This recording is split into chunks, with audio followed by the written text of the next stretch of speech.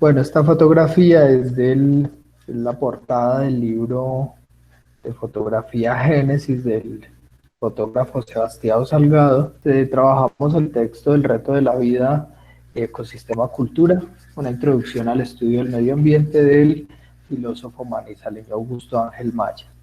Les estaba comentando que esta fotografía, este es un fragmento de la fotografía de la portada del libro Génesis de Sebastián Salgado, y precisamente eh, Sebastián Salgado explora en este libro cómo alrededor del mundo todavía se encuentran muchos escenarios de vida, digamos que similares a ese primer encuentro de la civilización con el medio ambiente, ¿cierto? Como en el Génesis mismo del que nos habla pues, los textos sagrados cristianos occidentales.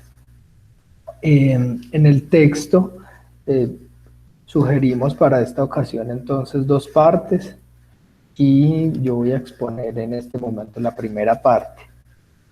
Eh, Augusto Ángel Maya plantea unos modelos de interpretación de lo ambiental y plantea se hace diferentes preguntas, y digamos que de acuerdo a esas preguntas también en el desarrollo de su exposición establece diferentes respuestas, ¿sí? Eh, Él plantea entonces, como cierre de esa primera parte, cuatro modelos. Un modelo donde el problema ambiental surge de la relación entre la naturaleza y la sociedad y se da en la franja de conflicto entre ambos sistemas, ¿sí? En la sociedad, se pregunta, ¿no es acaso naturaleza?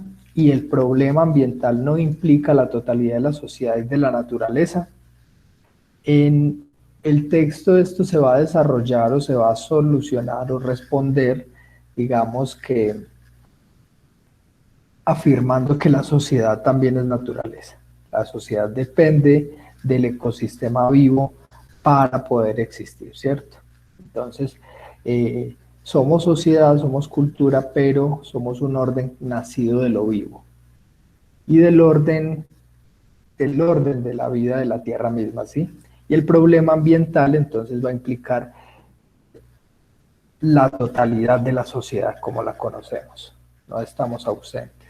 Entonces lo que estoy haciendo en este momento es como planteando estos modelos que él expone y dándole un poco respuesta según lo que él va a trabajar más adelante. En este modelo 2, el problema ambiental surge de las relaciones críticas entre el ecosistema, el tecnosistema y el sociosistema. Él se pregunta entonces dónde está el mundo simbólico y por qué se separa el tecnosistema del sociosistema. En este modelo, ya va a responder más adelante, eh, no se integra el sociosistema al tecnosistema. La propuesta final de él lo que va a hacer es reconciliar en el sistema eh, sociocultural lo que es el sociosistema y el tecnosistema, ¿sí? La tecnología es un producto de la sociedad. Eh, y finalmente, este modelo es criticado porque él plantea, se separan el sociosistema y el tecnosistema porque no se conciben como una creación humana. O sea, se entiende la tecnología como si fuera, como si estuviera por fuera del orden social humano. En este modelo 3, el orden cultural está inscrito en el ecosistema y debe ajustarse a sus leyes. La pregunta aquí es, ¿la especie humana tiene nicho? Entonces, ¿por qué causa el problema ambiental? La respuesta que él va a dar a lo largo de su texto es que efectivamente la especie humana no tiene nicho y, bueno, es más, la especie humana no tiene otra salida que transformar el medio, como diría Enrique Dussel, de destruirlo, pero lo destruye. ¿Cómo lo destruye? Es el punto, ¿cierto? ¿Cómo va destruyendo el entorno y cómo digamos que va transformando la materia en diferentes formas. Y en este sentido, según esta respuesta que da el filósofo, siempre se causará un problema ambiental. O sea, todas las sociedades, todas las formas de vida humana, por pequeñas que sean, siempre tienen una incidencia en el ecosistema y por eso el problema ambiental eh, está inmerso en todas las relaciones humanas. Hoy la cuestión es que se hace visible debido a las magnitudes de la industria y del consumo y del, digamos que, la estructura moderna económica dentro del capitalismo. El modelo cuarto del ecosistema plantea que el ecosistema está inscrito en el orden cultural porque el hombre le ha impuesto a toda la naturaleza su propio orden. Y se pregunta entonces, ¿no hay que reconocer acaso un orden ecosistémico distinto al orden transformado por el hombre, e igualmente válido y necesario? Bueno, en esta mirada ya nos invita a concebir que existen órdenes culturales y órdenes ecosistémicos, que en ocasiones conviven y en ocasiones no lo hacen, ¿cierto? Entonces hay diferentes premisas. Una de las más importantes y más interesantes es esa conjugación entre orden ecosistémico y orden sociocultural. Digamos que esa es un poco la reconciliación que va a plantear el pensamiento ambiental.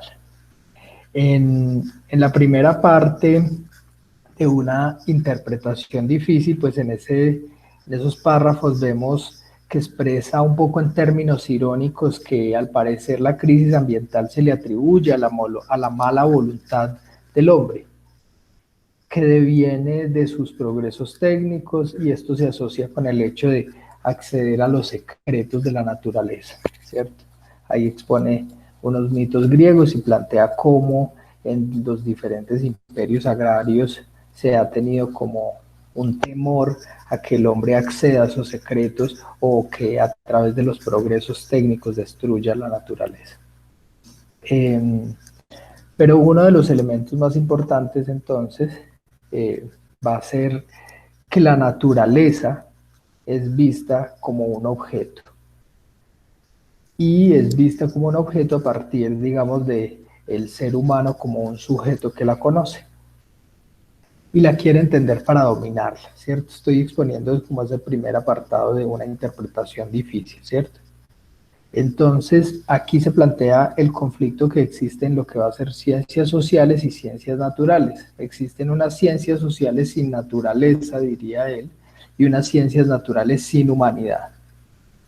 Y el pensamiento ambiental, como les decía, viene a hacer esa reformulación de las relaciones, como lo plantea él, a fin de lograr un manejo equilibrado del mundo natural. Ahora ya estamos en otras perspectivas y ese manejo ya se invita a pensar como simbiosis, como convivencia equilibrada entre el ser humano, el sistema sociocultural y el mundo natural.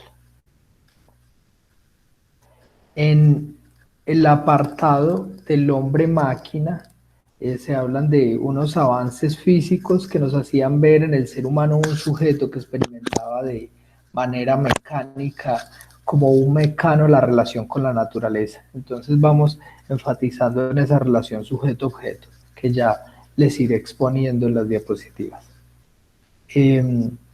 La física define unas leyes que entienden la materia del universo de manera homogénea, y algo muy importante es que se establecen conexiones que pueden ser predecibles y arrojaban el entendimiento de un mundo mecánico.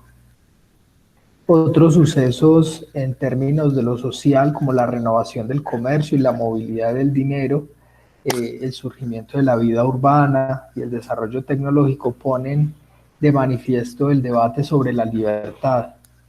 Entonces, algo muy importante va a ser la pugna entre la concepción física del hombre como elemento físico tangible que responde a las leyes universales y pierde entonces su libre albedrío, y está la posibilidad de la movilidad social ofrecida pues por el comercio y la creación de capital. Ahí empieza esa pugna entre ciencias naturales, que entienden al hombre como un engranaje de la máquina universal, y las ciencias sociales, que dudan en que esto explique el comportamiento político y convulso de, digamos que, de esos momentos. En el apartado del hombre mono, lo que vemos es la perspectiva de las ciencias naturales explicando al ser humano, y lo explican como un simple eslabón. Y esto pues deja, digamos que, de lado el problema ambiental, porque si el ser humano, si el hombre se adapta al medio como cualquier otra especie, esto no explica por qué su actividad introduce el conflicto dentro del equilibrio del ecosistema. Entonces puede decirse que la ciencia no ha logrado todavía elaborar una teoría que permita explicar la presencia del hombre en el sistema de la naturaleza. Esa es como la conclusión de esa parte, ¿sí? Entonces tenemos un ser humano que se enfrenta ajeno a la naturaleza, ¿cierto? Está casi que en oposición. El ser humano, desde la perspectiva filosófica, es considerado como un sujeto que conoce precisamente la naturaleza como objeto. Esa es la relación, digamos, en términos filosóficos y sociales importantes para ir entendiendo esa tensión de lo ambiental. Entonces surge de esas ciencias naturales que les decía, sin humanidad, y esas ciencias sociales sin naturaleza. Y las propuestas pues que veíamos del hombre mono y el hombre máquina como dos propuestas aisladas. El hombre mono como el ser humano eh, devenido de lo natural y que no se diferencia de otra especie, no tiene una cualidad importante que la diferencie, y el hombre máquina, que el hombre, debido a su composición física, responde a las leyes universales, y en ese sentido es simplemente un elemento más de ese gran organismo mecánico, perdón, de ese orden mecánico que es la naturaleza. Ahí no se introduce todavía el concepto organismo. Entonces, el pensamiento ambiental viene a reconciliar, viene a establecer una relación entre ciencias naturales y ciencias sociales, y por eso se plantea que el problema ambiental es un problema interdisciplinario. Es imposible de entender si no se entiende desde diferentes miradas que integren a la naturaleza con la especie humana. Lo que va a decir entonces es que somos parte de un proceso evolutivo biológico, pero también cultural, y dice que no podemos vivir entonces genéticamente sin el proceso evolutivo, porque el proceso evolutivo ha permitido las condiciones de existencia. En otras palabras, también lo expone el autor, que los procesos de la vida humana surgen porque existen procesos de vida silvestre. Lo afirma de una manera bien interesante. Sin la inyección genética de la vida silvestre no podríamos habitar el planeta. En ese sentido, el ser humano debe participar en el festín de la vida, pero al ser humano no le queda otra salida que transformar, porque no tiene nicho, ¿sí? No tiene nicho ecológico. El ser humano entonces amplía su nicho porque no tiene otra salida. Ese es el elemento cultural. Entonces, el, el ser humano construye, fabrica, organiza sus formas de vida, digamos que, como lo vemos como un proceso histórico, reemplaza al sol con la luz eléctrica, reemplaza la velocidad de las aves con la velocidad de los aviones, reemplaza la fuerza de la naturaleza con la tecnología, y se quiere quitar un poco esa mirada de que el ser humano es el personaje malo de la película. No, el ser humano no es un personaje malo por sí, no tiene otra salida que transformar el medio para sobrevivir, ya la cuestión es cómo se transforma. Esa es también una de las conclusiones que arroja esta propuesta del reto de la vida. ¿Cómo transformamos? Y digamos que ya más adelante les voy a exponer por qué ahorita surge lo indígena, entonces, como una vida, una forma de vida ejemplar, ¿sí? Eh, entonces, también se puede decir que hay paisajes bien transformados al servicio del hombre, pero en esta perspectiva que en la anterior sesión algún compañero nos comentaba que también tiene una perspectiva sumamente eurocéntrica o tiene mucho peso la historia occidental, pero vamos a ir viendo cómo digamos que se hace un paralelo y hay una codependencia entre lo que sería el mundo indígena explotado, devastado y casi que el despliegue y el crecimiento de Occidente. Pero entonces la cuestión es que al final del siglo XX se comprenden cuáles son los mecanismos tecnológicos que nos llevan a la crisis. Por ejemplo, la transformación de la capa de ozono a través de la tecnología energética. Hasta ahora lo que quiero plantear es que existe un orden ecosistémico y existe un orden cultural. Un ejemplo de esto es el proceso de hominización. Dice el profesor Augusto Ángel, la maravilla del hombre son las cualidades que le otorgan las transformaciones físicas. La mano articulada, el dedo ponible, la visión estereoscópica, el desplazamiento bípedo, el aparato fonético, el neoencéfalo que permite crear símbolos, ¿cierto? Un lenguaje que permite comunicarse.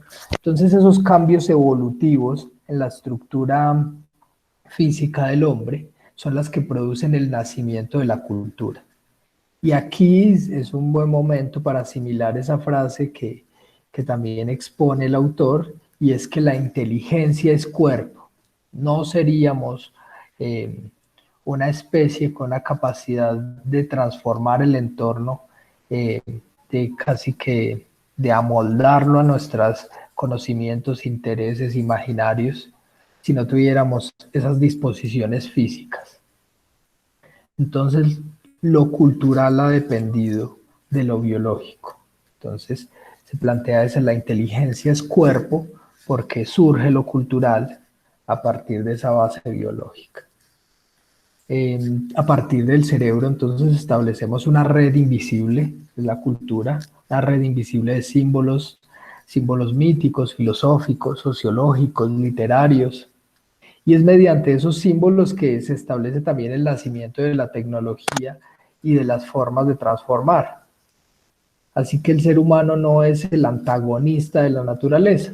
Planteará Augusto Ángel que el ser humano tiene las llaves de la naturaleza y de la historia.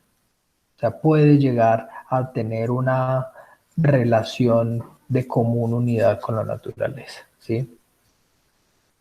Eh, Otro de los debates que arroja como pregunta es, ¿cuál es el lugar del ser humano si fuera de la naturaleza, si dentro o en medio de la naturaleza? Y eso lo que nos va a arrojar o lo que nos va a permitir es una mirada sobre el comportamiento de las miles de culturas que existen, ¿sí? Eh, bueno, les recuerdo que estamos planteando que el problema ambiental no se reduce a la desaparición de especies o a la recolección de las basuras. Es un problema interdisciplinario y es un problema de la existencia misma. Toda la especie humana debe transformar el entorno, y en la medida que transforma el entorno porque no tiene nicho, en ese sentido entonces siempre hay una afección ambiental, ¿sí? O sea que el problema ambiental es existencial.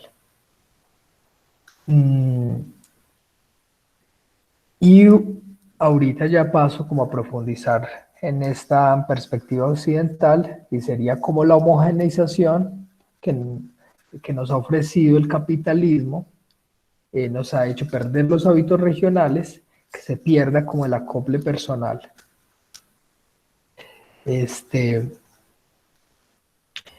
Entonces, ahorita sobre lo que haría énfasis es sobre esa experiencia económica que es la del capitalismo, ¿sí? La cuestión es que la tensión, bueno, hay una diferencia entre orden ecosistémico y orden cultural. El orden ecosistémico, digamos que es el comportamiento eh, que tienen las diferentes especies que no son las humanas, digamos, cómo conviven los árboles con el cielo y las aves, el agua, la tierra, ¿cierto? Como hay unas aguas subterráneas, como los ríos se conducen al mar y en ese sentido hay casi que unos ciclos constantes de purificación que van permitiendo que existan cada vez más formas de vida complejas, ¿cierto? Hay como un proceso de refinamiento. El orden ecosistémico en ese sentido se ha refinado de tal manera que ha dado existencia al hombre. Aquí también estamos pensando que existe una postura eh, evolutiva, ¿sí? La misma naturaleza, la misma tierra se ha autocreado y ha permitido entonces la existencia no solo de diversidad, sino de biodiversidad, o sea, una multiplicidad de formas de vida muy complejas. Dentro de esas formas de vida complejas existimos nosotros, los seres humanos. Eh, todos los seres humanos aquí entonces se extiende, más allá de la cultura occidental, se extiende la mirada a todas las culturas. Todas las culturas tienen entonces una relación con el orden ecosistémico. Y lo que las hace particulares es, digamos, que su sistema de símbolos, sus tecnologías, sus formas económicas, digamos que independientemente de la forma de hablar, de la forma de lucir, de la forma de alimentarse. O sea, cada orden cultural se relaciona de una manera con el ecosistema. Ahí es cuando planteamos que el, la tensión ambiental o el problema ambiental es inherente al ser humano, o sea, está en la existencia misma del ser humano, ¿sí? Todas las culturas se relacionan con el orden ecosistémico. ¿De qué manera? Las maneras van variando, ¿cierto? Aquí vamos a exponer un poco es la manera en que Occidente, el orden cultural occidental, se ha relacionado con ese orden ecosistémico. No sé si te queda clara esa por qué hace parte de la existencia misma el conflicto o la tensión ambiental, porque dependemos totalmente del orden ecosistémico. La crisis ambiental, a partir de esa relación que se tiene entre sujeto y objeto, como les mostraba arriba, el sujeto entonces sería el ser humano y el objeto, cosa, sería la naturaleza. Eh, y bueno, esto lo que va a hacer es dar vida o va a ser la estructura, el esqueleto que le va a dar vida al comportamiento económico. Y ese comportamiento económico influye totalmente en la crisis global actual. Eh, entonces, la invitación es un poco también a redefinir esos comportamientos socioculturales hacia unos que opten por la vida. Esta perspectiva la tomo desde el filósofo Enrique Dussel. Nos plantea que la naturaleza, bueno, fue enfrentada como una cosa al ser humano. La naturaleza entonces es algo externo y se enfrenta con una relación de sujeto-objeto y es la estructura del conocimiento que tenemos hasta el momento. Y esta perspectiva se diferencia de las perspectivas milenarias. Eh, esta relación sujeto-objeto lo que afirma es yo no soy parte de la naturaleza, ¿cierto? La naturaleza es una cosa. Es la mirada del pensamiento europeo, pero las culturas milenarias experimentan de otra manera la naturaleza. Con culturas minerarias hablo de los pueblos indígenas originarios, ¿sí? Por el contrario, las culturas originarias afirman yo soy parte de la naturaleza, ¿sí? Eh, la naturaleza es viviente, la naturaleza está viva, la naturaleza me interpela. Las plantas y los animales y los seres humanos son reconocidos como parte de un mismo mundo. Y pues esto es efectivamente real. El ser humano es fruto de la evolución de esa naturaleza. Ya lo comentaba como en el proceso de hominización del ser humano, ¿sí? Entonces, somos frutos de la naturaleza. Sin embargo, la cuestión aquí es que eh, tenemos conciencia de que somos seres vivientes, tenemos conciencia de la autonomía y la libertad que nos conduce a ver la naturaleza como objeto, pero se ha perdido la conciencia de que somos un ser evolutivo de esa misma naturaleza.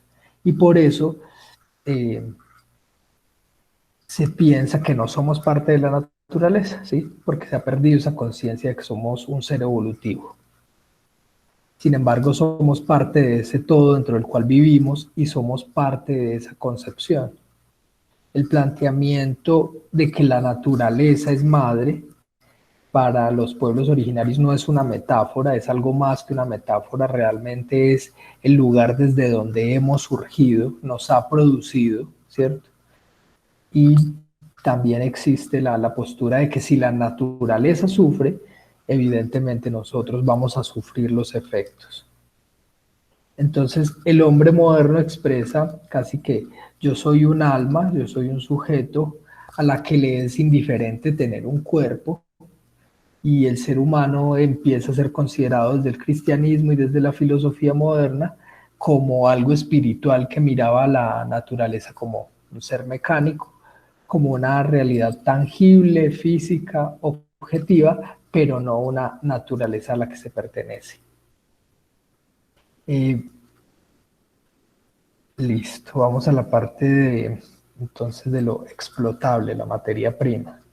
Eh, bueno, estas nociones de sujeto-objeto, naturaleza como cosa, naturaleza como algo explotable, como materia prima, parecen entrar ahora en una crisis, ¿cierto? Un poco esa es la crisis ambiental.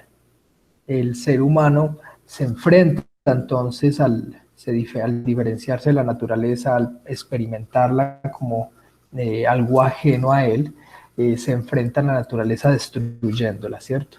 Se enfrenta transformándola, pero más allá de transformarla la destruye, y al destruirla destruye la vida, y lo que está sucediendo en este momento de la historia es que al destruir la vida se destruye a sí mismo, nos destruimos a nosotros mismos. Entonces comenzamos a enfrentar una situación muy grave donde esa visión individualista, mecánica, objetiva, nos aísla y casi que nos hace pensar que estamos en un universo infinito, indestructible.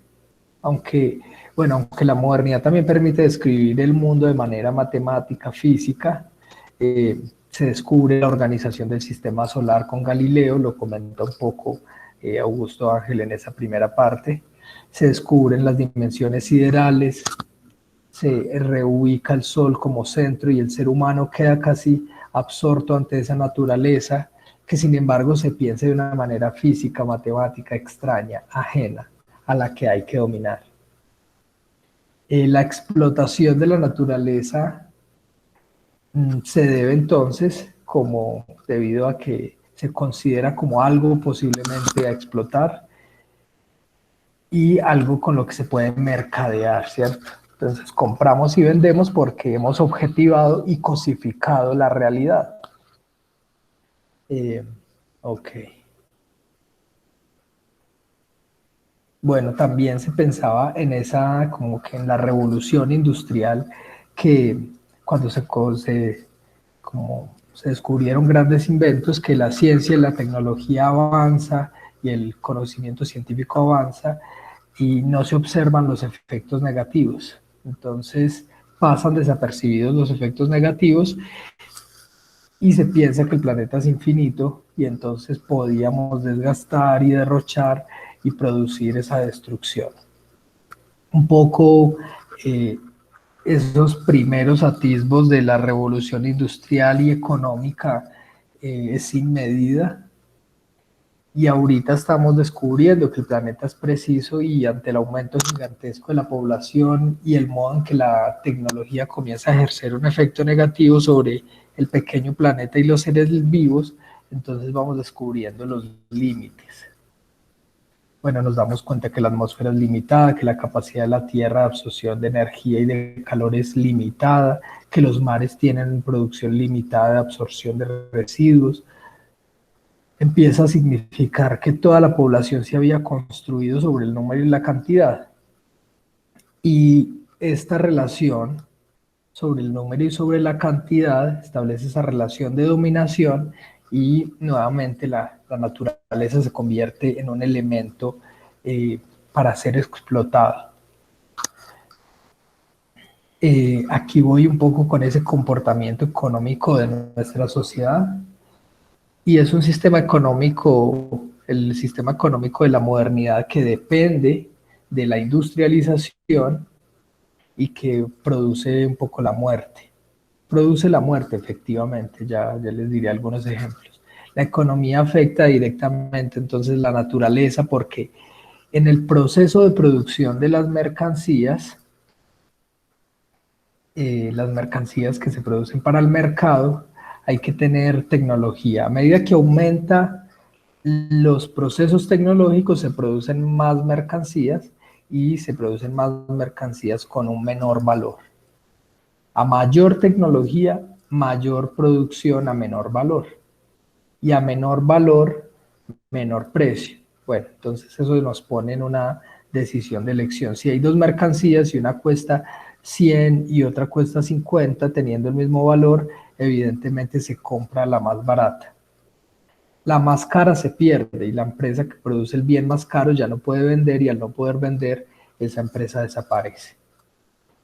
¿Qué es lo que hace que una mercancía sea más barata? Haber sido hecha con una mejor tecnología. Y esa tecnología, como les decía, se empezó a desarrollar de una manera inesperada en el siglo XVIII, en la Revolución Industrial. Ahí empieza lo que sería la crisis ecológica de este momento. Hay una explosión donde las empresas empiezan a producir de una manera exponencial productos de cada vez menor valor para el mercado y eso aseguró la competencia de mercado. La tecnología de la revolución industrial era antiecológica porque la polución la entregaba a la atmósfera, los residuos no eran reciclables, se produjeron plásticos que ahora están atiborrando los océanos. Hoy el plástico ha llegado a habitar los océanos en fracciones más pequeñas que 1 milímetro y van matando la vida de los océanos hasta los 4.000 kilómetros de profundidad. Entonces, es una contaminación que se ha venido casi que dando desde la revolución industrial y eso nadie lo había previsto, ¿sí? Entonces la ciencia modifica la naturaleza, pero no ve los efectos negativos. Aquí se atiende un poco esa irracionalidad o esa dialéctica de la razón, y es que a pesar de ser un proceso de suma inteligencia, ¿cierto? Todos los procesos tecnológicos, el tiempo y energía, las formas de producción para transformar lo que se había considerado objeto, cosa, ¿cierto? Para transformar la naturaleza, considerarla como materia prima, recurso, y en la medida que produce ganancia, produce el capital, como que todo ese proceso de razón, de racionalización, se volvió irracional en la medida en que no concibió jamás los efectos negativos. Vemos, si alguno recuerda, eh, esa contradicción de la razón se presenta también en aspectos humanos, como en los campos de exterminio judíos, Auschwitz, Treblinka, Birkenau. Es la destrucción planificada de la vida. y el ser humano empieza entonces a destruir las condiciones de posibilidad de la misma vida. Bueno, siempre que se habla también de la crisis ambiental se cita, se referencia a Hiroshima y Nagasaki, Chernobyl, Minamata, pero sucede actualmente y sucede en nuestro entorno también. El río Ranchería de La Guajira, que fue desviado para extraer 500.000 toneladas de carbón, o el río Cauca, que fue también desecado para alimentar una represa energética. Entonces, evidentemente son productos que implican un conocimiento científico eh, con un nivel alto de razón, pero que evidentemente al no tener en cuenta la destrucción de la vida, entonces tiene un componente, es una razón con un alto componente de irracionalidad, ¿cierto? Y muy contradictoria. Eh, bueno, con este modo de producción en masa que busca el desarrollo del capital, el crecimiento del capital, también se establece esa necesidad de consumo ilimitado, infinito. Y eso se contrapone a la finitud, a la limitación, a los límites de la naturaleza. Entonces estamos viendo que es casi que la norma de nuestro orden económico que se destruya para generar la riqueza económica de la acumulación de capital. Y el capital para procrearse tiene que producir más barato, con mayor tecnología y a corto plazo. El capital no puede resistir la competencia por mucho tiempo, porque si no pierde la carrera. Si la energía es antiecológica o no, no hay tiempo para meditarlo, porque el capital tiene que reproducirse rápidamente. Aunque cuando escribía esto también pensaba, eh, el, a pesar de que la tecnología pueda ser ecológica, si se produce de una manera masiva y limitada para un consumo ilimitado, evidentemente así la tecnología permita que no haya contaminación en el proceso de producción, vamos a tener muchos excedentes que ya son contaminantes, ¿cierto? Entonces también está en ese sistema industrial de producción el problema, en el sistema de producción y en la forma en que consumimos, o en la forma en que el mismo mercado, la misma oferta va creando un consumo muy extenso y muy amplio. Y el capital entonces establece el criterio que nos relacionamos con la vida y es rentable si aumenta su tasa de ganancia. Si no aumenta su tasa de ganancia, pues es irracional seguir invirtiendo porque no se gana nada y bueno, la propiedad privada se pierde. La lógica del capital plantea que siempre hay que aumentar la producción con tecnología, sea ecológica o antiecológica. El debate es o se aumenta la tasa de ganancia o se hace posible la vida. Ese es un poco el debate que queremos incorporar hoy. Entonces son dos opciones. Esa es la opción por la que optan los pueblos originarios de hacer posible la vida, optan por una vida que utiliza tecnologías más aptas que les permite destruir el medio para vivir, pero no lo destruyen hasta la extinción. Entonces, la cuestión aquí es que todas las especies, toda la especie humana destruye el medio, pero no todas las culturas, no todas las formas de la especie humana lo destruyen hasta la extinción. Y en ese sentido el consumo debería situarse y se sitúa en muchos pueblos en un nivel mínimo que permite la existencia, que no devasta la vida, y esa es la cuestión de fondo de la relación entre naturalezas y culturas. Entonces se nos vuelve la vida de los pueblos originarios en este momento una vida ejemplar, ¿cierto? Bueno, aquí planteaba un poco esa tensión entre racionalidad, ciencia, racionalidad de efectos y consecuencias. Y bueno, es el contexto en el que se nos vuelve ese contacto con la naturaleza o esos modos en los que se adaptan a la realidad como unos modos ejemplares, ¿cierto? Pues porque digamos que si los terrenos no se cosechan, los indígenas esperarán a que se recupere y más tarde se vuelve a cultivar y no les ponen fertilizantes en gran cantidad que afectan todo el orden ecosistémico. La vida de los pueblos originarios es más simple, tiene un consumo más limitado, pero no por eso deja de ser menos feliz.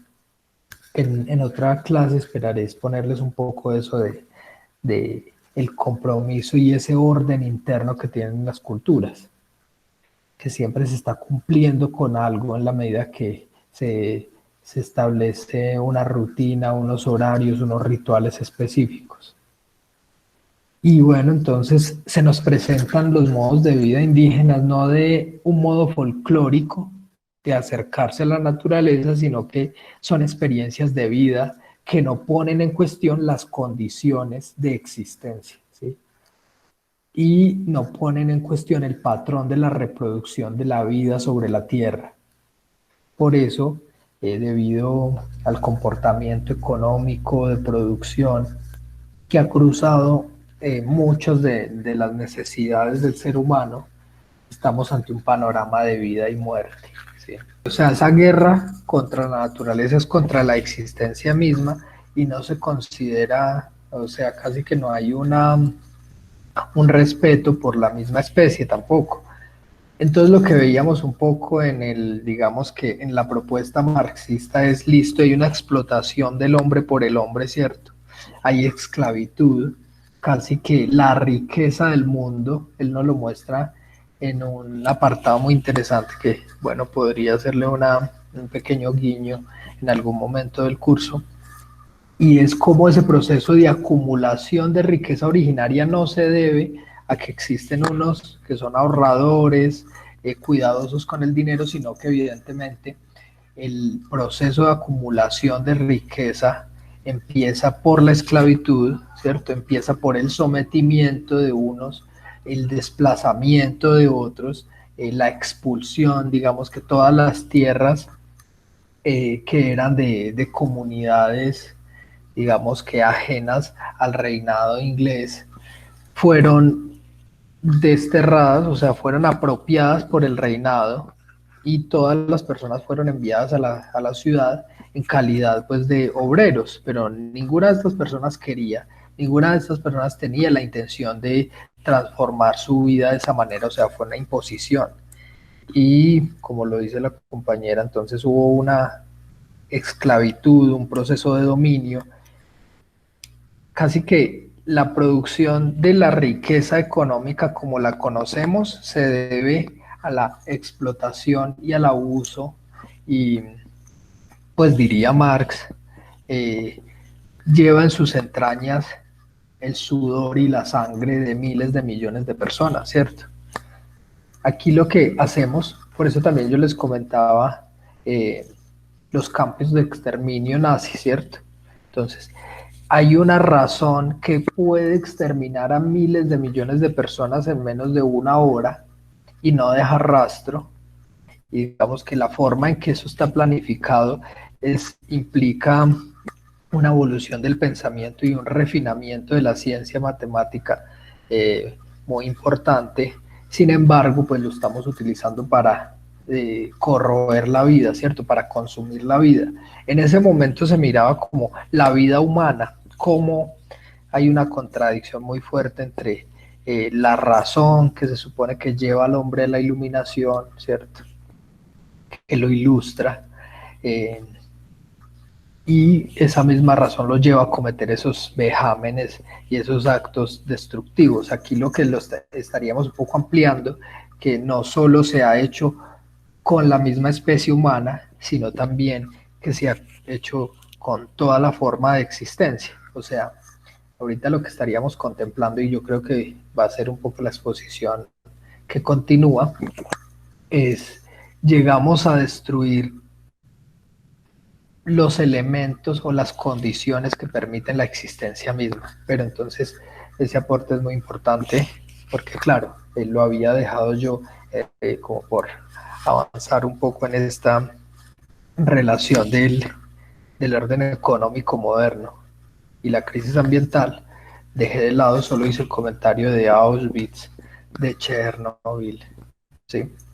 Pero claro, hay una relación de explotación que hace que exista, crezca el capital, ¿sí? Muy buenos días. Voy a trabajar esta segunda parte que va muy de la mano con el texto que ustedes leyeron. La idea es profundizar un poco los conceptos, ¿sí? Y detenernos un poco, pues, como a ver esta otra mirada, porque la propuesta que hace Augusto Ángel, digamos, no siempre va de la mano de la biología o de cómo se han explicado estos temas. Entonces, bueno, el primer tema es ecología, ecosistema, ecología y ecología profunda. Uno de los aspectos claves para comprender las crisis ambientales es la definición de estos tres términos. Todos creemos en algún momento conocer los conceptos, pero en el lenguaje cotidiano nos damos cuenta que se utilizan en diversos ámbitos. Entonces, no es raro escuchar que se hable, por ejemplo, de ecosistema urbano. Lo mismo ocurre con la ecología, se habla de ecología humana. También tenemos el caso, por ejemplo, de que se nos habla de los nichos a nivel administrativo.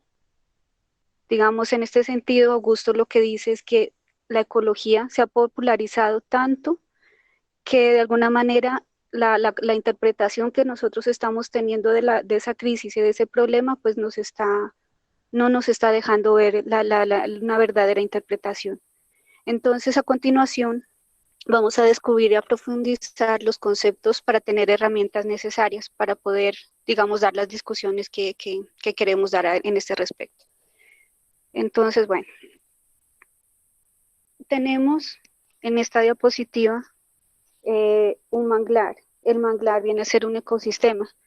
Quise retomar el manglar porque en el manglar es un sitio específico donde van a ocurrir diversas, digamos, acciones. El manglar es donde se junta el agua salada con el agua dulce. Aparte de eso, digamos, es el espacio donde se reproducen varias especies marinas. Aparte de eso, en este espacio el manglar se encarga de recoger todos los residuos que vienen de los ríos. Este, digamos, es un ejemplo clarísimo de lo que sería un ecosistema, ¿sí? Entonces, bueno, la ecología, para Augusto Ángel Maya, en su sentido estricto, es el estudio de las leyes del ecosistema. Digamos, es el concepto que nosotros queremos llegar, porque definiciones de ecosistema y de ecología, pues hay muchísimas, pero nosotros queremos, digamos, aterrizar en este concepto, ¿sí? En este estudio, los primeros ecólogos estudian los ecosistemas, pero siempre los ecosistemas se han estudiado fuera del hombre. Digamos, ese fue el primer error que cometió la ecología. Estudia el ecosistema, pero siempre el hombre aislándolo de ese ecosistema, como si el ecosistema pues estuviera solo, interactuando solo. Para definir el concepto de ecosistema se debe tener en cuenta 6 elementos conceptuales básicos que es necesario tener en cuenta, puesto que un ecosistema es un ecosistema siempre y cuando se cumplan estos 3 requisitos. Esto es la propuesta que hace Augusto Ángel Maya. Entonces, ese ecosistema siempre y cuando se cumplan con los siguientes elementos que vamos a desplegar. Entonces, continuemos.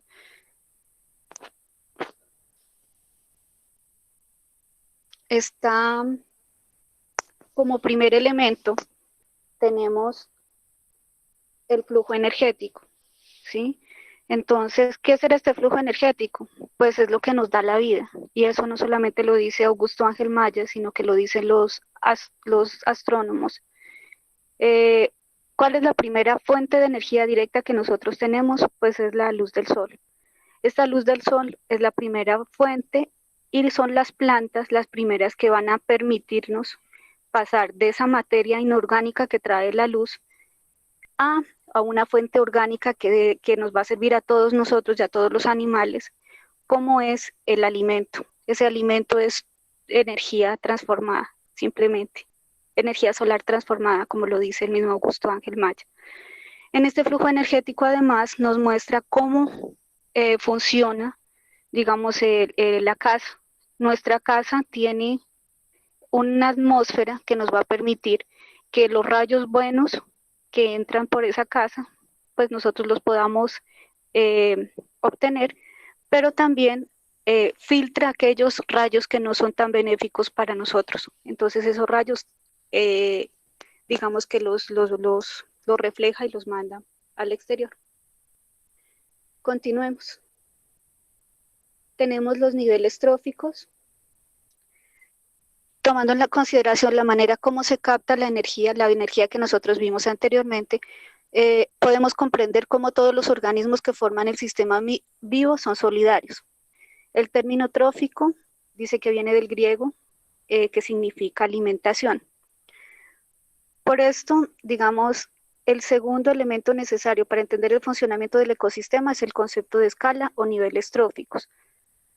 Siempre hemos imaginado las cadenas tróficas como una pirámide que nos enseñaron desde la infancia, como una pirámide jerárquica, un concepto que definitivamente está errado, porque no en este elemento, en el nivel trófico, no hay jerarquías.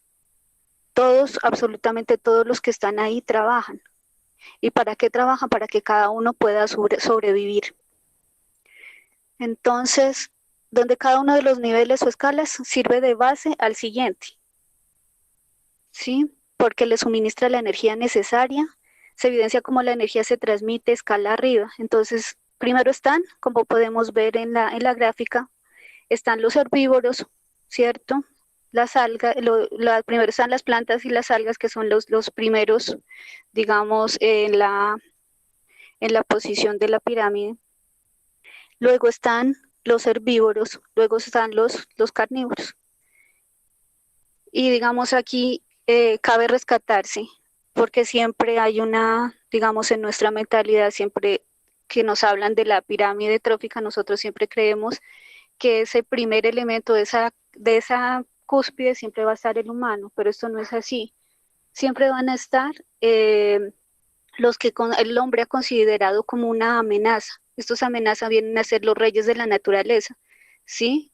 Entonces ahí están todos los animales que en este momento se encuentran incluso en vía de extinción, como son el león, ¿cierto? La chita africana, el puma, incluso muchísimos, que incluso, digamos, el mismo hombre los pone en sus fotografías como trofeo. Entonces es muy común, digamos, ver fotografías donde está el cazador con el león muerto, porque pues eso es un símbolo también de jerarquización. Continuemos. Están los ciclos biogeoquímicos. Estos ciclos biogeoquímicos lo único que nos está diciendo es que en la naturaleza hay muchísimos elementos, ¿sí? De esos elementos hay unos que son principales. Esos principales, digamos, son los que permiten la vida. Entre esos principales hay más o menos 30 que son indispensables, digamos, para el ciclo continuo de flujos. No lo estoy diciendo para, digamos, en el caso, por ejemplo, para los cultivos, los nutrientes que necesita la tierra como abono son muchísimos, muchísimos. Pero digamos, en este caso lo que estamos hablando es del ciclo como tal. Entonces, ¿qué hace la naturaleza cuando necesita un elemento? Pues lo recicla, ¿sí? ¿Qué significa que lo recicla? No, van a tener una continuo movimiento donde siempre va a tener ese elemento. El que estamos viendo es el ciclo del nitrógeno. Ya me imagino que lo podrán ver con atención. Podemos seguir. Está el otro ciclo que es el de el carbono, que es digamos, también vital para comprender incluso lo que está pasando con el cambio climático. Y, digamos, ver de qué manera, por ejemplo, el carbono se está alimentando, ¿sí? Tenemos ahí todo el ciclo de cómo va a pasar, incluso sabemos que los árboles son los que captan este CO2, ¿sí? Este CO2 después, digamos, el mismo árbol se va a encargar de producir el oxígeno necesario, o sea que siempre la naturaleza está procurándose de los elementos que necesita para vivir. continuemos. Está el ciclo del agua. El ciclo del agua igual. El agua se supone que en este momento se mantiene el ciclo del agua, pero pues ya hay muchos estudios que están advirtiendo que la cantidad de agua pues ya no es la misma que había hace algunos años. Entonces esto ya es una preocupación pues para tomar en cuenta en esta interpretación. Bueno, entonces continuemos. Estos serían los ciclos biogeoquímicos. ¿De qué manera la Tierra va, digamos, autoabasteciéndose de estos elementos que necesita? Tenemos otro elemento que es importantísimo, que es el nicho ecológico. ¿Qué sería el nicho ecológico? Dice, bueno, el concepto de nicho es muy preciso y digamos, es fundamental en digamos, en esta explicación que hace Augusto Ángel Maya. ¿Por qué? Porque el concepto de nicho, como les decía al principio, se está debilitando, porque muchas personas adaptan el término de nicho, por ejemplo, al nicho administrativo, ¿cierto? A buscar el nicho bueno, para poder producir en la empresa, para que pueda desarrollarse el producto o algo así, para donde van a vender el producto.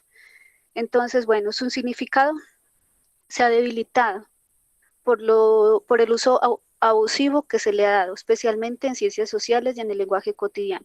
Pero es fundamental porque a partir de este término se pondrá en tela de juicio la ubicación del hombre dentro del ecosistema. Aquí es donde ya viene el problema fundamental. Dice, el término de nicho designa la función que ejerce una especie dentro del ecosistema. Algunas bacterias, por ejemplo, se especializan por ejemplo, degradar lo que es el nitrógeno. En la fotografía, por ejemplo, vemos a un muralista que se llama Luis Massay. Es un artista urbano que lo que está haciendo, quise mostrar el caso de la abeja, porque ahí nos muestra, primero, está haciendo una denuncia, ¿no?, de todo lo que está pasando con el problema de las abejas y cómo se están extinguiendo. Y lo segundo, para mostrar también que la abeja cumple una función específica dentro del ecosistema, que eso, digamos, es lo que nos está tratando de explicar Augusto Ángel Maya. ¿Esto qué significa? Cada especie dentro de la naturaleza va a cumplir una función. Entonces, digamos, ¿cuál es digamos, lo que él se pregunta? Lo que se pregunta él es, ¿el hombre tiene un nicho dentro del ecosistema? Y eso es lo que vamos a intentar responder más adelante. Entonces nos dice, bueno, el concepto de nicho nos hace cambiar el concepto de especie. El ecosistema no es un espacio para que en él compitan organismos individuales.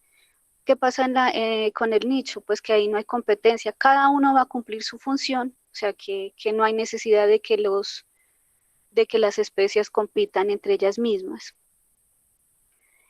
Además de esto, digamos, el nicho, debido a nuestra forma, digamos, sobre todo, en que nosotros tratamos nuestros ecosistemas, se va volviendo problemático, porque si cada especie tiene una ubicación específica o cumple una función específica, y nosotros por las actividades humanas acabamos con ese nicho específico, en este caso, por ejemplo, las abejas, traemos un problema grandísimo al ecosistema, y es que genera un desequilibrio total. Entonces ya no habría, digamos, quien polinizara, digamos, en este caso, que es la función de las abejas. Y es lo que pasa, digamos, también con la mentalidad cuando tenemos a nivel, digamos, agrícola, cuando nosotros hablamos de las malezas, que eso es muy común escuchar en el campo.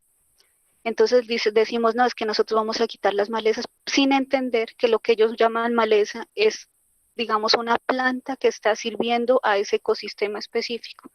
Nosotros somos, digamos, que en alguna intención, nosotros somos los que le damos ese valor de plaga o de maleza, digamos, a la planta, pero eso en realidad en el ecosistema, pues no es así.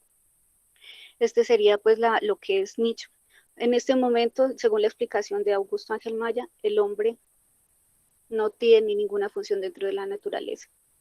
Entonces, el hombre no tiene un nicho. Vamos con la siguiente. ¿Qué es el equilibrio ecológico? Entonces el término equilibrio significa que todos los elementos que componen la naturaleza están balanceados, ayudan para mantenerse dentro de determinados límites para que el sistema no se derrumbe. Esto lo podemos ver en la manera como el ecosistema mantiene los límites de la población de las especies o de cada nicho ecológico, porque depende de la energía acumulada en el sistema inmediatamente anterior. Entonces, digamos, por ejemplo, los animales comen lo necesario, ellos matan para comer y matan, digamos, para sobrevivir, pero ellos no matan como lo hace el hombre, pues como por lujo, porque quiere hacerlo. Ellos simplemente van a auto, digamos, equilibrarse, saben que si, en el caso, por ejemplo, en que está la diapositiva, si, digamos, el tigre mata en exceso a todas digamos, las gacelas, por ejemplo, ya en el futuro el mismo ya no tendrá cómo alimentarse. Entonces, este equilibrio va a estar siempre posibilitándose en este espacio. Sigamos.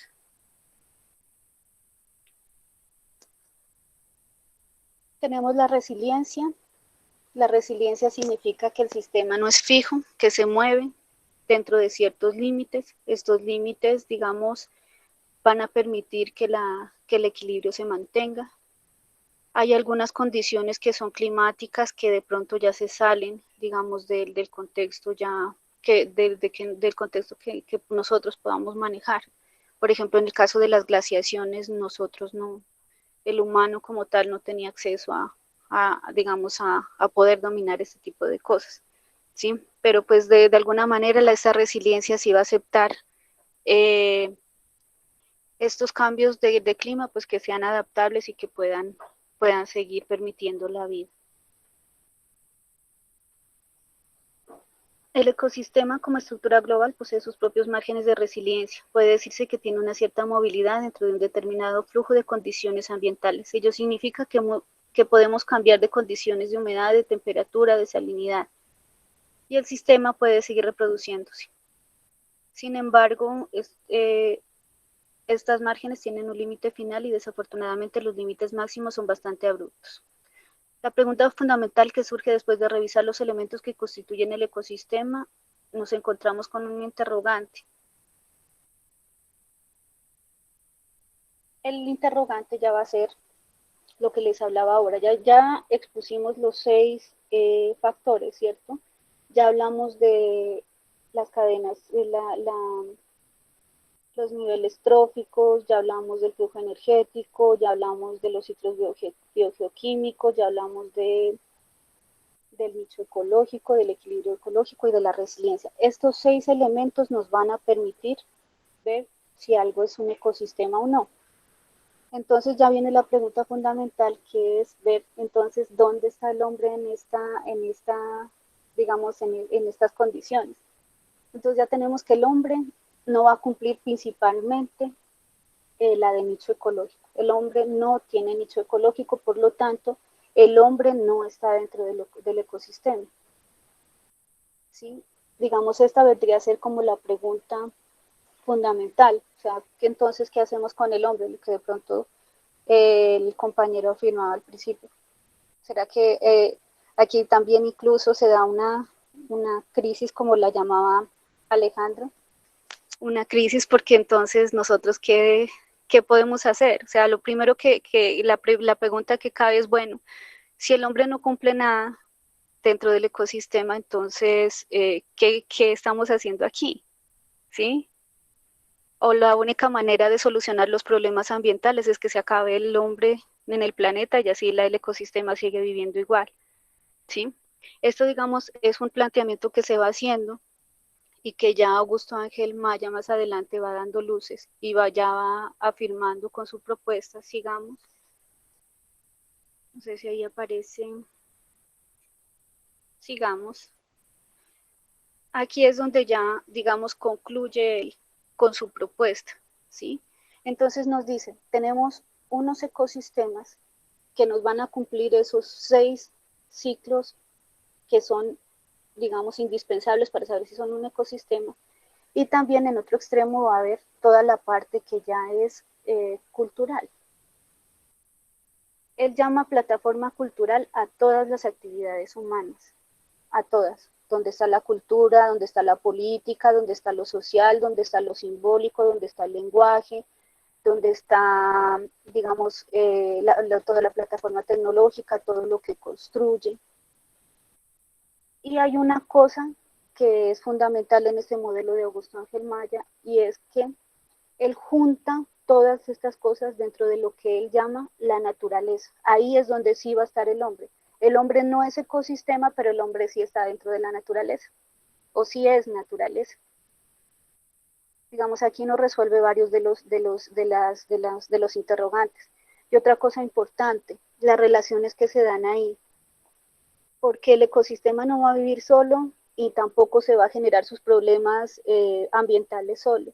Los ecosistemas tienen, digamos, y empieza a haber esas crisis ambientales es porque todas las actividades humanas que están dispuestas en su sistema sociocultural interrelacionan con ese ecosistema. Entonces, obviamente, ahí va a haber una afectación grave. Y una afectación que va, ahí están las direcciones de las flechas, una va a estar desde el ecosistema hacia, digamos, el sistema cultural, porque la naturaleza también va a reaccionar a todo lo que el ser humano le hace. Entonces, en este caso, todo, por ejemplo, incluso las crisis que estamos viviendo en este momento, es precisamente por eso, porque nosotros transformamos el ecosistema y el ecosistema de alguna manera se readapta y, digamos, de alguna manera lo que él llama la némesis, la naturaleza el ecosistema va a reaccionar contra ese sistema cultural. Lo mismo pasa con el cambio climático. El cambio climático, ¿qué es? Pues gracias a debido a las afectaciones que nosotros hemos hecho al planeta, ya hay supremamente, digamos, los eventos climáticos ya son muy extremos. Y eso es lo que el hombre, pues, de alguna manera tiene que aceptar porque fue, digamos, el que dañó ese equilibrio que había ahí. Otra cosa importante en la relación entre ecosistema y cultura es definir y tener claridad que la solución no es que el hombre se acabe para que no siga dañando la naturaleza. Incluso Alejandro ya lo explicaba al principio. Eh, ¿Cuál es lo fundamental o lo que él quiere explicarnos con con el modelo que estamos presentando? Él dice, desde el momento en que el hombre aparece a habitar el planeta, está transformando el ecosistema. ¿Sí? Nosotros no podemos permitir o no podemos ni siquiera, pues ojalá, digamos, ni siquiera pensar en poder vivir como se vivían o vivían los primitivos, porque ya nuestro sistema de adaptación tecnológico pues ya es diferente. Pero lo que nosotros y el modelo de Augusto Ángel siempre reclama es por qué no podemos convivir ese ecosistema con ese sistema cultural de una manera que sea equilibrada, porque no podemos crear esa tecnología que no vaya en una afección total contra el ecosistema. Y ahí está, pues, digamos, uno de los interrogantes y uno de los problemas que va a buscar y sobre todo que pues queremos buscar para una explicación y para afrontar todas las crisis ambientales. Eso es un poco pues más o menos lo que trabaja Augusto Ángel Mann. Y él habla pues también de que ahí lo pongo en la diapositiva, las plantas no necesitan dinero. ¿Por qué no necesitan dinero? Porque no lo necesitan, ¿sí? Porque no está dentro de su estructura tener, digamos, poder tener dinero para que ellos tienen su sistema, está basado en sus 6 elementos que son los que la componen. Dice, y pues les estorbaría el lenguaje. Y lo mismo, pues, no, digamos, esto es una relación importante también, porque los ecosistemas van a estar siempre, eh, digamos, en base pues a este equilibrio que nos está dando, que le está dando continuamente con esos 6 elementos. No sé si, digamos, por favor. Ahí pasamos a otro tema, porque es que el tema de Augusto Ángel Maya son, digamos, ciertas bases teóricas que nosotros vamos cogiendo al momento de hablar de las crisis ambientales. pero también hay aportes desde otras ciencias y desde otros filósofos y desde otras perspectivas que también muestran cómo puede ser o cómo puede afrontarse esas crisis ambientales. Desde la ecología, por ejemplo, también nos van a dar unas ciertas bases. Entonces, ¿qué nos dice desde la ecología? Primero que las bases de la ecología no son nuevas. Estas desde los filósofos y pensadores de la antigüedad como Hipócrates, Aristóteles y otros, esbozan ya algunas ideas sobre el tratamiento de las relaciones entre seres vivos y naturaleza, principalmente sobre lo que trabajan en historia natural. Sin embargo, la primera persona, y la tenemos en la diapositiva, que acuñó la palabra ecología fue Ernst Haeckel.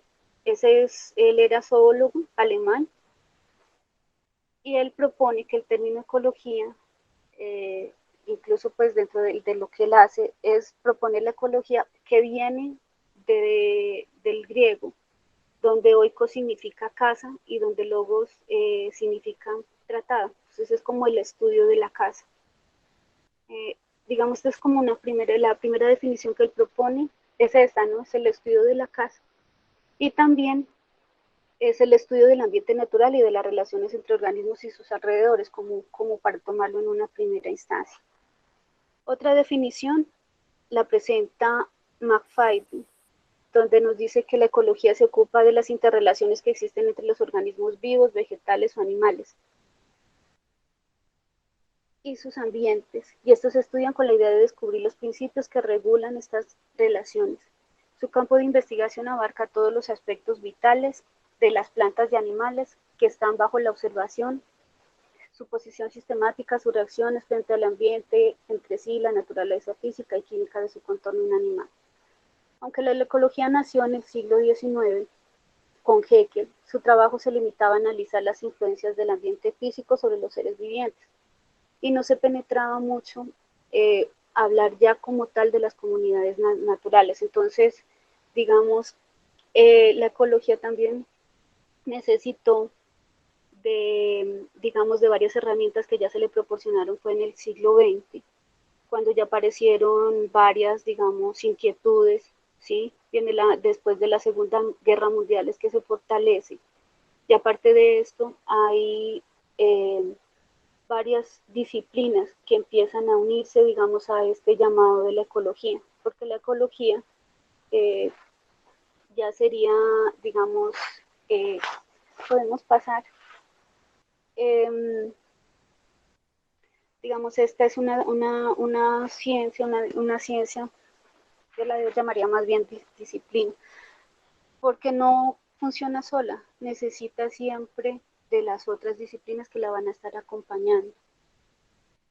Entonces, llegamos a un punto clave que también es, y lo quiero relacionar mucho con la postura que dio al principio, que se habló del ecosistema, cuando Augusto Ángel Maya dice que la ecología en su sentido estricto es el estudio de las leyes del ecosistema.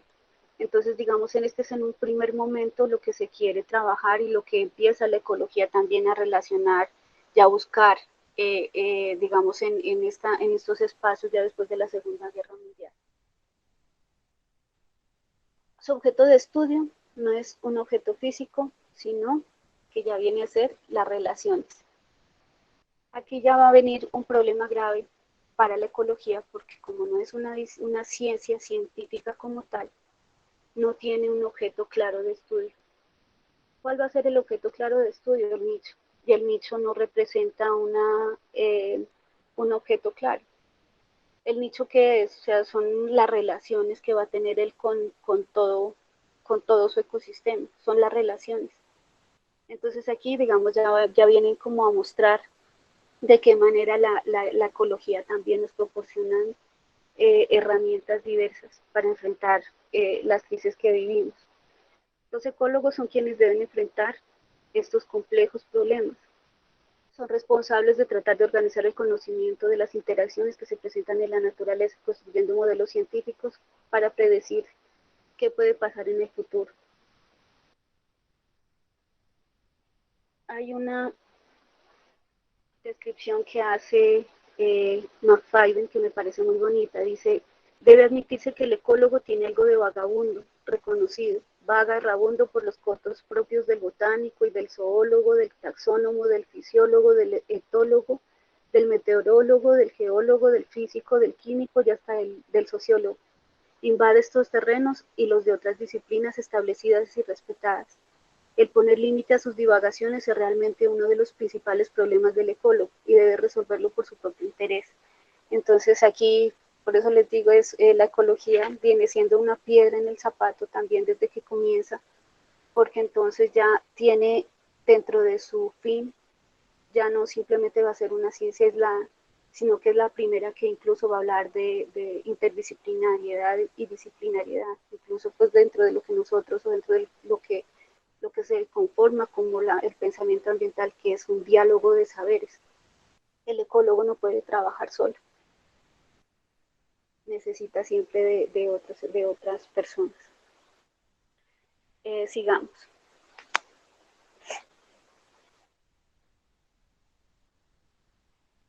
Hay unos aspectos, sigamos por favor. Hay unos aspectos que, digamos, se quiere rescatar de la ecología, que son, digamos, y van a ser importantes para hablar de las crisis ambientales.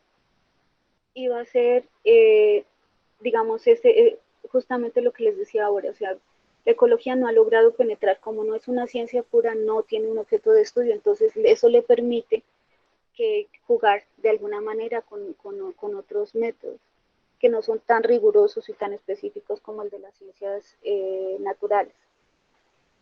Lo que ha descubierto la ecología moderna es que la naturaleza es un sistema equilibrado y relativamente frágil. Dentro de la ecología también se demuestra eso, incluso pues desde su objeto de estudio.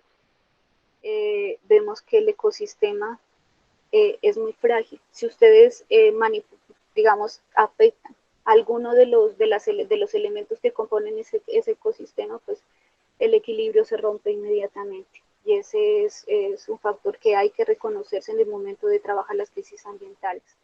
La naturaleza es el ecosistema es muy frágil, entonces es muy fácil desequilibrar con cualquier cosa o con cualquier acción humana.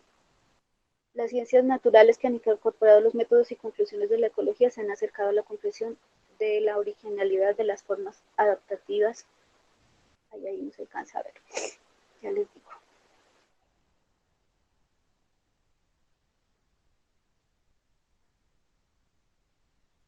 Un momento, bueno. Originalidad de las formas adaptativas de la especie humana.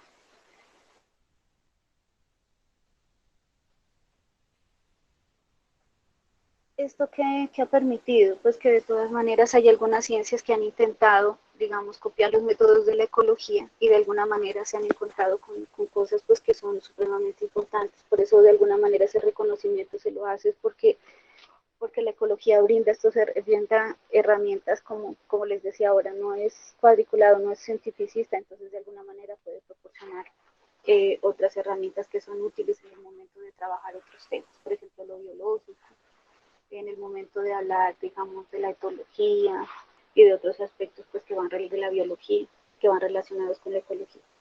Continuemos. La interpretación ecológica nos ha hecho comprender que el sistema vivo es una unidad y que es muy difícil trazar una línea de separación entre la vida inherente y la vida normal. Entonces ahí es donde ya viene a jugar un papel importante pues lo biótico y lo no biótico. De qué importancia tiene, digamos, igual importancia va a tener la vida si la hace a la piedra que está dentro de las piedras que están dentro de los ecosistemas, pues cumplen una función y esto va a permitir que esta relación se dé. Entonces todo lo biótico y lo no biótico permiten la vida. La ecología además describe muchos, yo no le diría más que impactos ecológicos, hablaría más de crisis ecológicas producidas por la actividad del hombre. Entonces, de alguna manera, la ecología también va a permitir denunciar, digamos, este tipo de cosas que van pasando. Incluso dentro de los aspectos pues, positivos de la ecología, no se puede dejar de lado lo importante, digamos, en el sentido de que con las denuncias que se empezaron a hacer desde la primavera silenciosa, a partir de la ecología y de sus conceptos fue que se empezó a hablar de poner límites y de alguna manera dieron bases para que en estos primeros movimientos que empezaron a formar las cumbres ambientales, o por lo menos la parte teórica, porque pues las cumbres ambientales de alguna manera no han servido de mucho, pero los primeros que sí se pensaron de verdad en cambiar esta forma y estos hábitos, pues y estas afectaciones que se hacen a los ecosistemas, sí pensaron desde una parte ecológica. Entonces eso es importante también rescatar, porque gracias a la ecología se hizo esa serie de denuncias. Continuemos.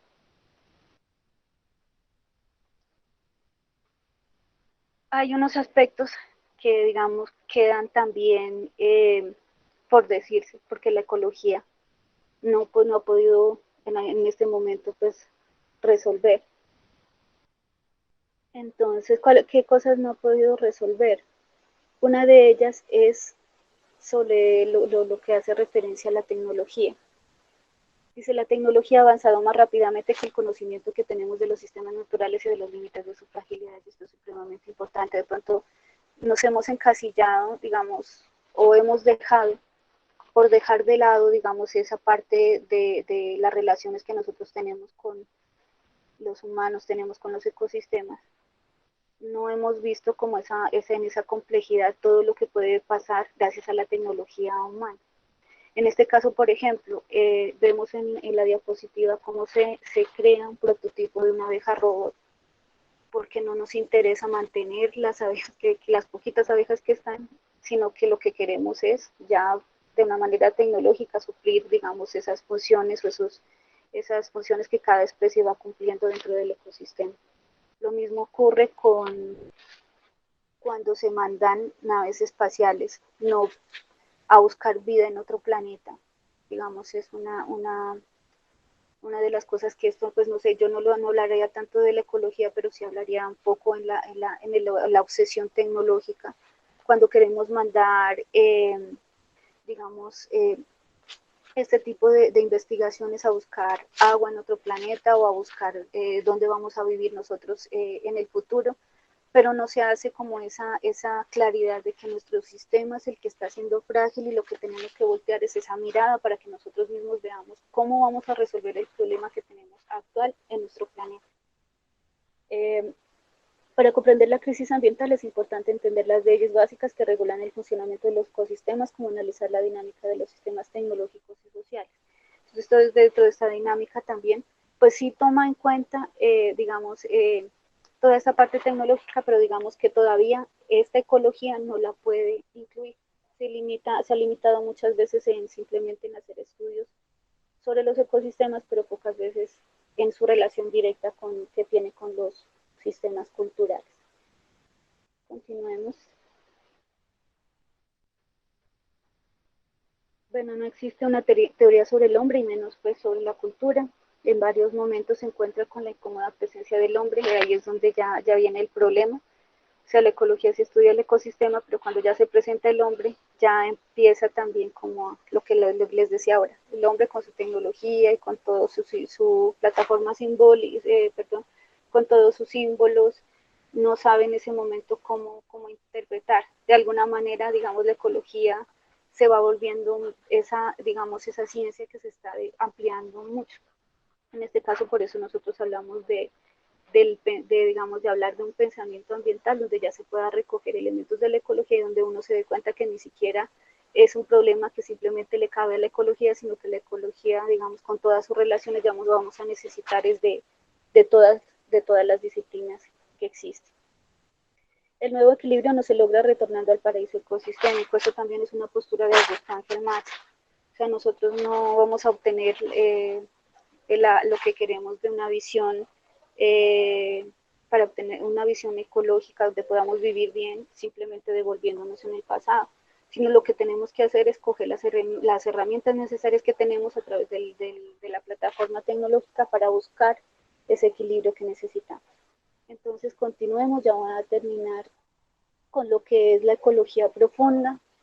El filósofo noruego Arne Naess es, digamos, quien habla sobre la ecología profunda. ¿Cuál es la diferencia entre la ecología y la ecología profunda? Él propone, dice, bueno, el filósofo noruego Arnenaes, a principios de los 70, funda la escuela filosófica, que es más un movimiento de base conocido como la ecología profunda, que requiere de una expansión no solo de nuestras percepciones y modos de pensar, sino de nuestros valores. Distingue la ecología superficial de la profunda. Esta distinción está ampliamente aceptada en la actualidad como referencia para el discernimiento entre las líneas de pensamiento ecológico. Entonces, ¿cuál es la ecología superficial? De alguna manera, muchas veces la he tomado la ecología pues, tradicional. Es antropocéntrica, es decir, centrada únicamente en las necesidades que tiene el ser humano. El hombre está por encima o aparte de la naturaleza. Siempre al hombre se lo aleja, pero nunca pues se lo toma en esa relación. Como fuente de todo valor, y le da a la naturaleza un valor únicamente instrumental de uso, mientras que la ecología profunda no separa a los humanos ni a ninguna otra cosa del entorno natural, del mundo, no como una colección de objetos aislados, sino como una red de fenómenos fundamentalmente interconectados e interdependientes. Por tanto, la ecología profunda reconoce el valor intrínseco de todos los seres vivos y ve a los humanos como una mera hebra de la trama de la vida. La ecología profunda parte de la experiencia de que la naturaleza y espíritu son facetas de una misma unidad. Para Naes, la esencia de la ecología profunda es plantear cuestiones cada vez más profundas. Y esto está, digamos, entre comillas, profundas. ¿Por qué? Porque lo que necesitamos es no solamente, digamos, pensar en la relación que va a existir entre el ecosistema y digamos, este sistema cultural que viene con el hombre, sino que necesitamos de aquí en adelante es cambiar el paradigma en el que estamos viviendo. Aparte de eso, lo que necesitamos, nos dice él, es cambiar una serie de valores que también tenemos que adaptarlos para ver si nosotros volvemos a tener ese equilibrio que teníamos con el ecosistema.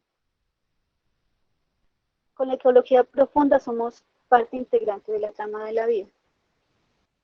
Somos, digamos, ese tejido, o sea, lo que él vuelve es como que el hombre se sienta también de alguna manera en relación con ese ecosistema, o como Augusto Ángel lo llamaría, que el hombre sea naturaleza, no que esté aparte y que se sienta aparte como un ser aislado, sino que está en relación continua con el ecosistema, y todos, tanto el ecosistema como el sistema cultural, van a crear van a formarlo en la naturaleza. Según Capra, vamos a hablar un poco de los valores. Con la ecología profunda se quiere instaurar otros valores. ¿Qué otros valores propone él? Él habla que generalmente nosotros estamos o convivimos con unos valores que son asertivos. ¿Cuáles son los valores asertivos? Digamos, los que vienen instalados con nuestra visión del mundo y con nuestros modelos también económicos y con nuestras formas de entender y comprender el mundo. Entonces, también, digamos, en estos valores está la competencia, está la dominación, está todos aquellos valores que se implementan después de la revolución industrial y de toda la cultura industrial pues que se ha consolidado. Todo esto se caracteriza por un pensamiento que es pues demasiado reducido y donde el hombre siempre se lo cree dominador de la naturaleza. No es gratuito que en sociedades patriarcales de las cuales aún somos herederos identifiquen al ser humano, varón o macho, con los valores asertivos de la competencia, expansión y dominación, que en última se traduce en estructuras sociales de poder, traducido en prácticas de explotación tanto de los recursos naturales, de los llamados recursos naturales, como de los llamados recursos humanos. Se presenta la jerarquía social, se presentan los imperialismos por la fuerza, las dramáticas situaciones de las guerras de siempre, pero sobre todo las guerras del siglo XX, y dos de las pseudoguerras, intervenciones de arrasamientos de este naciente siglo XXI, nos muestran que aquí hay más que palabras y que los valores que asumamos determinan los comportamientos.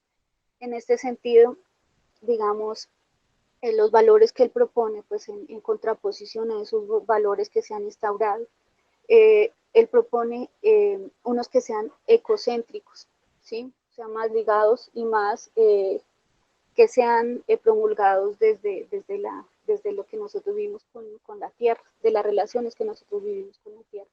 Todos los seres vivos son miembros de comunidades ecológicas vinculadas por una red de independencia.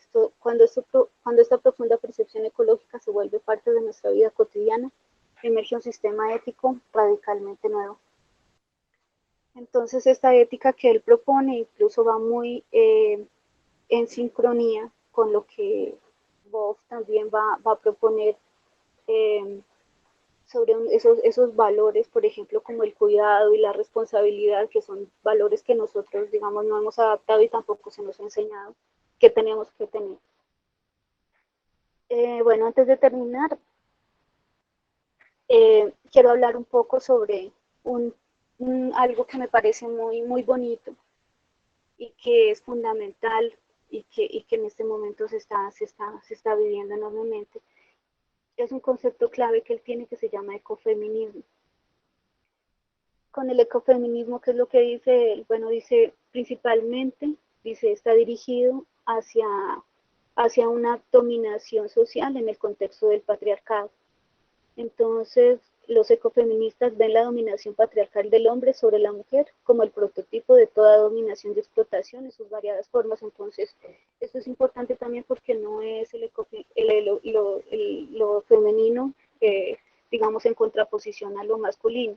No es eso, sino que va mucho más allá de una pelea digamos, de género, sino que habla principalmente sobre las estructuras que se han establecido en nuestras sociedades y que tienen digamos, esa dominación patriarcal. Como por ejemplo, dice, está los militares, está el capitalismo, está la industrialización, ¿cierto? De alguna manera también está, digamos, con todo lo que se decía incluso al principio, con la colonialidad, ¿cierto? Digamos, esas maneras en que el patriarcado domina esas jerarquías en las sociedades. Ese es un concepto que me parece muy importante también consolidarlo dentro de toda esa parte que va a consolidar el pensamiento ambiental. Continuemos. Para finalizar, pues quería dejarlos con esta reflexión que es, digamos, donde Capra, en su texto La trama de la vida, comienza, y me parece pues interesante porque ahí es donde refleja. Termina él con la ecología profunda y, digamos, nos permite tejer ya todo el discurso que se va a dar, digamos, la próxima semana. De pronto ya cuando hablemos de esas otras formas en que podemos pensar que se puede relacionar el hombre con la naturaleza. Dice, bueno, esto sabemos, todo está conectado como la sangre que une a una familia. Lo que le acaece a la tierra, acaece a los hijos e hijas de la tierra. El hombre no tejió la trama de la vida, es una mera hebra de la misma. Lo que le haga a la misma, se lo hace a sí mismo. Esto es tomado pues del texto del jefe